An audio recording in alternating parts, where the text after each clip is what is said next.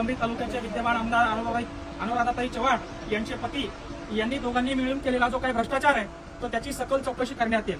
मागच्या 2 महिन्यापूर्वी scanner QR घोटाळ्याची जो अंबादास दानवे साहेबांनी विषय केला होता आणि 4 आठवड्यात उत्तर देतो म्हणून सांगितलं होतं अतुल चव्हाण यांनी, ते अंबादास दानवे साहेबही तिकडे गेले, अतुल चव्हाण साहेबही तिकडे गेले आणि 4 आठवडेही तिकडे गेले, कोणी याच्यावर उत्तर दिलेलं नाही। सामान्य माणसाला या ठिकाणी अंधारात ठेवून लाखो करोडो कोटीचे भ्रष्टाचार या अतुल चव्हाण यांनी केलेले आहे। आणि सन्माननीय मुख्यमंत्री, सन्माननीय सार्वजनिक बांधकाम मंत्री यांना देखील आम्ही या निवेदनातून सन्माननीय विभागीय आयुक्त यांच्या मार्फत सांगितलेलं आहे की या तालुक्यामध्ये आमदार असताना पतीला आपण या ठिकाणी जिल्ह्यामध्ये नियुक्ती दिलीच कशी, हे कुठं नियमात बसतं?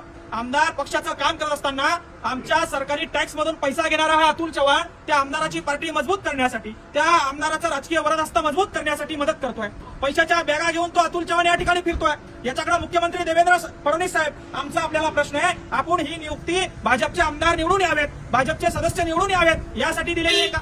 असं असताना आमच्या तालुक्यामध्ये आमदार काम करत नसताना, कुठलेही शासकीय कामं होत नसताना हे अतुल चव्हाण सामान्य माणूस जेव्हा सामान्य माणसाच्या समस्याविषयी या आमदाराला प्रश्न विचारते तेव्हा हे धमकी देण्याचं काम करताय, तेव्हा सुपाऱ्या देण्याचं काम करताय आणि आमची सुपारी दिली असं आम्हाला त्यांच्या जिल्हा परिषद सदस्यांनी या ठिकाणी सांगितलं की बाबा जरा सांभाळून राहा, त्या अतुल चव्हाणनी तुमची सुपारी दिली आहे, पुढच्या 2-4 महिन्यात तुमचा कार्यक्रम ते करणार। अरे आमची सुपारी दिली आम्ही म्हणायला घाबरत नाही, पण आमच्या नादाला लागला तर आम्ही नान केल्याशिवाय सोडत नाही हे सांगण्यासाठी आज या ठिकाणी आलेलो आहे।